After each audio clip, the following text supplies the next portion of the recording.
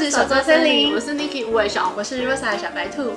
今天呢，又到了我们的千元缝纫机开箱的系列喽。上次帮大家开箱了，就是 GS170，大家有兴趣的话，可以到上面的那个资讯卡上面去点哦。今天呢，一样要来介绍 Brother 的这个 GS 系列，这台的话是 GS2700哦。这台机器我们手作森林独霸前卖的非常好，所以我自己有偶尔也会使用。我想说，今天就跟大家介绍一下这台机器。那我们现在来看看它的原厂配备有什么吧。开箱里面的话，就会有一个本体的机子跟它最基本的这个脚踏板、电源线跟踏板线是连在一起，所以你只需要插一个这个插头，你就可以同时开启它的电源，然后也可以做踏板的动作。还会有这个一本中文的说明书，就是有些梭子，像梭子要卷那个逆时针啊，然后还有一些完全是繁中哦，可以看。对，它有多国语言的版本，然后里面它是比较详细的，对于每一个功能的介绍，跟它所有压布脚的这个使用方式哦。那它这里还有附一张，就是这一种的，这个呢就是属于比较简易的快速导览手册，就是主要是针对这台机子上面所有的按键代表什么，然后是功能是什么的一个说明书哦。就我刚才发现使用说明书最后一页有故障排除，大概会有什么问题，像本机无法操作断针啊，布料起皱跳针的一些说明。我觉得这还蛮实用的。因为有时候你都要先 Google。对，有时候而且如果你是车到一半，譬如说晚上10点、11点，你可能没办法打电话给客服。对。所以在这个时间之外，如果你遇到困难的话，其实可以参考这一本说明书，它非常的详细。对，我刚才看了一下，它像张力也有写，因为张力通常也是常常车不好看的主因。对，就是如果你的线车起来，上面好像跳跳的或下面跳跳的，都可能是张力的问题哦。然后它一样附这个 DVD， 然后这是一个就是一样，它会有一些作品可以让你参考。有兴趣的人可以来参考它里面的东西，或者是可以上我们的网站购买执行哦。然后呢，一样它会有一个保护套，这是什么？就是它的罩子。我们通常可以自己做啦，但是如果原厂有附，我想就可以。因为它主要是它的保护罩这里会有一个洞，它是有点防水，对，防水的。然后它就是这里会帮你开一个洞，然后你就可以不用把它拿起来，就可以把这个抬起来，就是把手的这个地方。我觉得还是要有空，就平常还是要找啦，因为我觉得会有灰尘，就是灰尘啊什么的，对啊。再来呢，还有就是这个配件包。首先呢，它有一个这个做那个双针位的，所以呢，你就是可以把它插在这里，可以放2个车，可以放2个车线，对，你就可以做双针的一个车缝动作，所以这个也是基本的配备。然后呢，它一样有附一包车针，14号的3支在里面。那它原本呢，然后这里有一个双针。那它原本附的车针呢，这里你打开机器的时候就会有1支在这边，然后这个压脚也是原本就会在上面的，所以它就是一个万用压脚会附在这里。然后已经有1支车针了，它会再给你一包3支的车针哦。那除了那个万用压脚之外呢，它还有附其他4种压脚。然后它车针会用那个锡箔纸装起来，你会觉得很像口香糖。对啊，很像在开口香糖的感觉，有点年代。那除了那个万用压脚之外呢，还另外附了4个压脚哦。第一个就是这个开扣眼的压脚。那它这一台呢，主要是它是一步骤开扣眼的，就是你只需要转到一个地方，然后踩下去，它就会自动帮你车完4边哦。然后还有一个是这个是缝扣子的压脚，还有一个车拉链的压脚。这个拉链压脚通常就是左右2边都可以。对，因为它左右2边都有车，它其实左右2边都有洞。你知道我以前都是，就是我觉得压布脚很多，所以我后来就是帮它分门别类，就是一个外面装透明袋写，不然有时候我跟你说，有时候你真的看了你也分不太出来。对啊，所以就是建议大家可以用那种小的透明工具盒，对，然后把名字写在外面。对，因为其实如果你不是常用的人啊，你真的一看你会不知道这个东西在做什么。而且有时候你就会找不到你到底有没有，如果你一坨，然后你就找不到。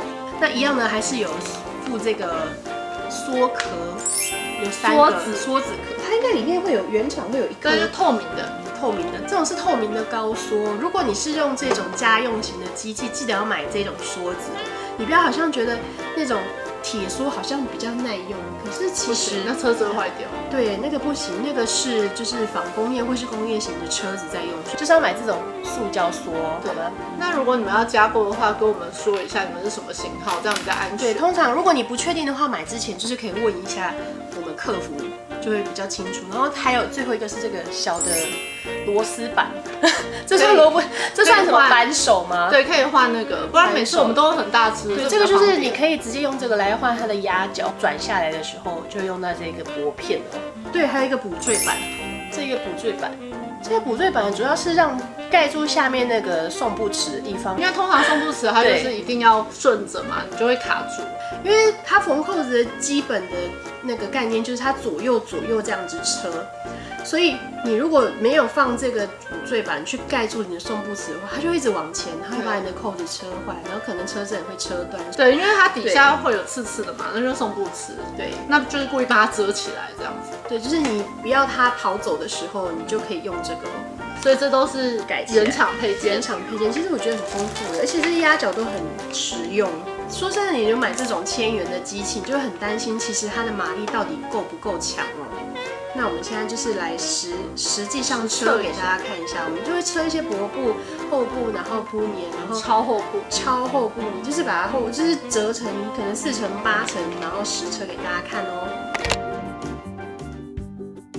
首先呢，我们先来看一下上面这3个转盘哦。最左边的这个呢是在调整上限张力的，那一般呢我们都会转到3，就不会再另外做调整哦。中间这个转盘呢是在调整针位的，2.5的话是在中针位，如果转到5呢，会是在左针位，转到0的话呢，就会是在右针位哦。那右边这个转盘呢是在做一个针值的调整。那一般如果我们是车缝直线的话，会是用2.5左右。那如果说你要车缝比较厚的东西呢，就可以转到3，可以依照你的使用习惯来做调整哦。那车直线的时候呢，记得把花盘转到2号哦。车缝的时候呢，有一点要注意，我们必须呢先把压布角抬起来，然后要确保你的上线呢是有穿过这个压布角中间，然后拉到后面的哦。这样子车的时候上线才不会跑掉哦。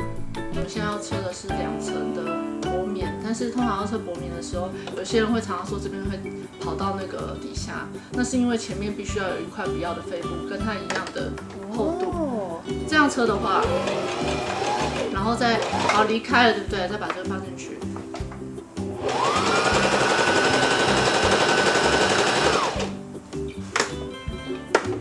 这样的话就会很美。那很多人都会觉得说，我机器又怎样了？其实不是，你就把前面这段剪掉就好了。真的哎。通常我们前面有一块布啦，我都叫它拖拉布，然后再把这边剪掉，这个地方就不会陷下去一坨，然后后面有时候会。真的，因为车薄布的时候真的很长，这样。所以这个跟你说什么机器其实没有什么，就是一个小技巧啦。对。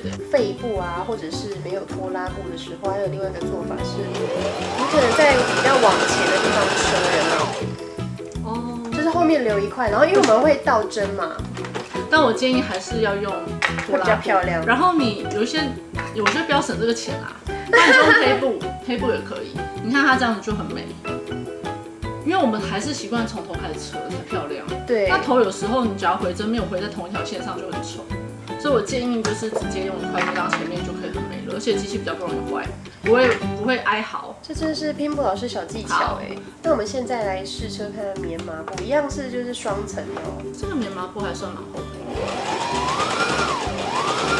双层感觉目前为止都毫无阻碍。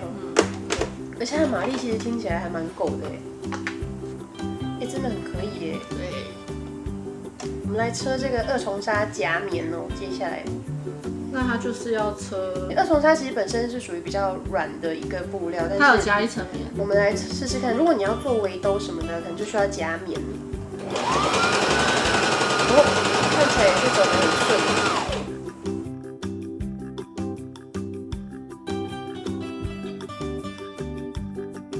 我现在是没有用均压布角，那基本上我建议只要有铺棉就是用均压布角，它不会压得这么下去，就是会稍微蓬蓬的感觉会比较有。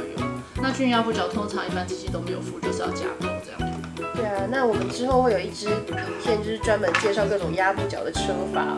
可能想要自己做围兜啊，然后做一些小被子的时候啊，可能而且像我们店有那个玩偶，对不对？对，或者你要车一些安抚熊啊，什么时候可能就会用到这个豆豆。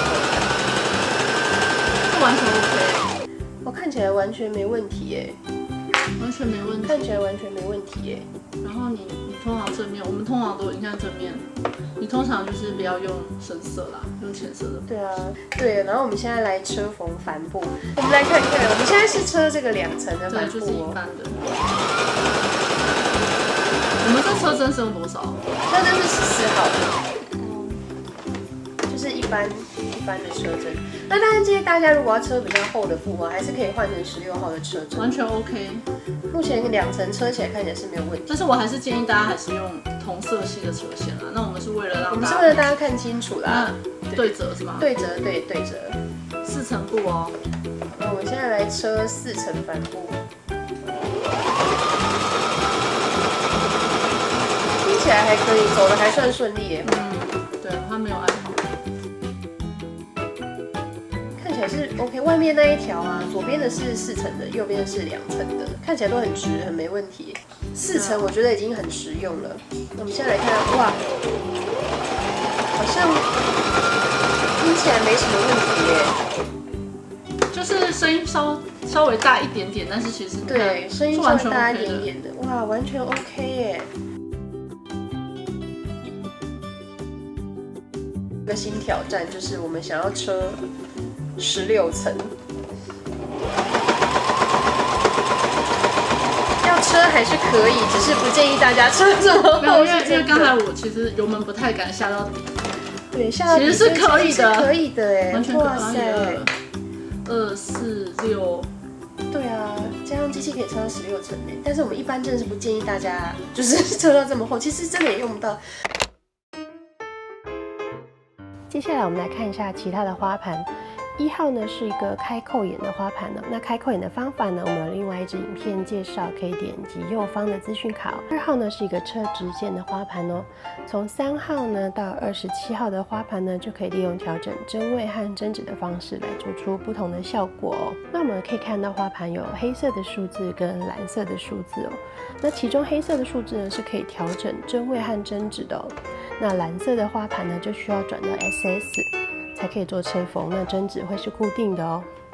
那下面这个转盘呢，上面的黑色数字跟蓝色数字呢，就是对应上面的花盘哦。那注意呢，如果你今天需要车缝18号的蓝色花盘的话，上面的转盘就必须要转到 SS。那如果呢，你把它不小心转成上面的针指的话，1、2、3、15的部分，它就会对应到下面这个5号的花盘哦。所以车缝的时候要注意哦。那我们现在就来车车看所有的花盘吧。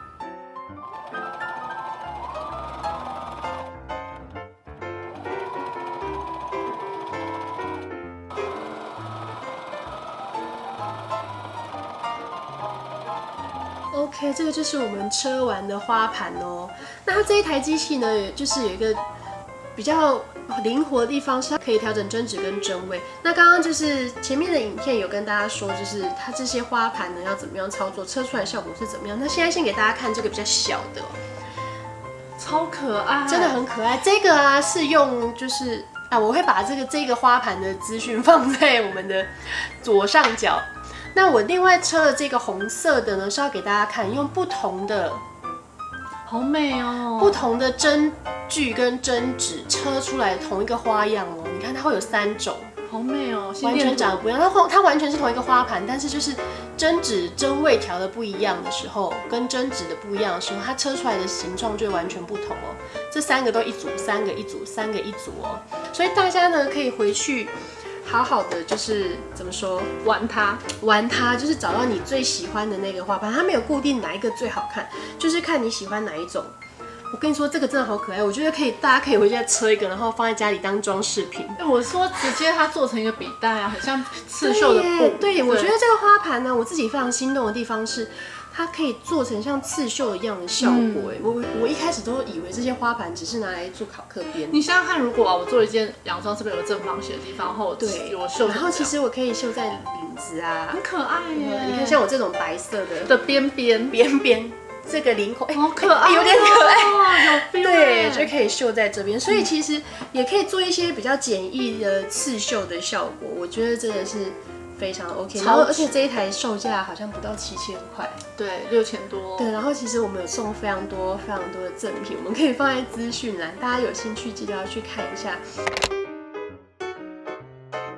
那我个人觉得呢，就是比起1710，它的就是那叫什么趣味性，对对对，因为它其实才差1000多块，它其实差1000多块，但是它多了非常多的功能。花盘多了一些之外呢，它还可以调针指，可以调针距，就是其实它就比1710可以多更多的变化可以使用。那我觉得啊，如果真心要推荐的话啦，我还是觉得大家可以入手这一台，因为只差1000多块，但是功能差蛮多的。而且这台只有我们手做成领独家贩售，去别的地方找不到，你也不用担心去别的地方买到便宜或者贵或之类的，就是这边就是单一价钱。所以这个我也是一样是推荐新手入门可以入手的机器，因为就是你也不用担心花费太多成本在上面。那大家刚刚也看到，它可以车非常非常多种的厚度跟材质哦。而且我觉得它不用这么快的换机器，如果你是一个大概3-4千块，你就一下子就会想要再换新。对，因为3-4千块功能一定更少，然后可能没有办法像它这么多元。那重点是，我觉得这个花盘很像刺绣的这个，我觉得花盘好好看。这个我跟你说，你不车出来，你单车一个你都没感觉。但是你像我一样啊，这样把它全部车出来之后，图鉴风，你就会有一种妈呀，这也太可爱了吧！再给大家看一次，而且我个人觉得这个麻色底配红色的线，好好看，绝配。对啊，绝配。因为有时候我们就是店头进刺绣部，然后都会觉得花样不是我自己想要的。对。那如果你想要做更多刺绣，可能可以配合一些自由曲线的，就是车服方，那个可能就比较进阶一点。我们今天就不多说那个了。对。所以。哦，对了，如果你们有需要的话呢，可以就是加购它的辅助桌，一样就是在我们卖场都可以找到。那辅助桌呢，主要就是你可以在这边加大一个它的工作空间。那你车东西的车缝面积比较大的时候呢，就不会在那边就是滑来滑去，一直掉下去，然后就会车歪。对，真的是会车歪哦。所以如果有需求的人可以加购辅助桌，那它一样就是有巧臂的功能。刚刚没有介绍到，它一样是有巧臂的功能。那这里呢，它就会变得比较窄，所以你在车一些裤管啊、袖子，尤其是你要车松紧带的时候，像小朋友的哈伦裤或什么，它的裤管很小嘛，这哈伦裤可能也进不去啊。反正就是没有真的很小的时候，有时候这个还是比较它的腰围比较小的时候，你就可以用这个，然后车松紧带，然后这可以当极限盒，就不会全部挤在里面哦。对。总而言之呢，非常推荐，就是新手入门可以考虑一下这一台。那功能也已经很够你用了，然后等到你真的车到一个极限，你觉得我想要再有更多可以创作的时候，再考虑比较高价的机台也 OK 哦。可以咨询我们有换机优惠。对，我们会有换机优惠，所以所有的资讯呢，我们都会放在下面的资讯栏。那购买链接呢，也都会放在下面的资讯栏哦。那如果大家还希望看我们开箱什么其他的机器，也可以留言告诉我们，或者是你在这一台机器使用上的心得，或者什么任何的疑问，都可以在下面资讯栏留言，我们会有专门的小帮手。对，对，我们会有专员尽速回答大家，会有专员帮大家回答哦。那我们就下次再见喽，拜拜。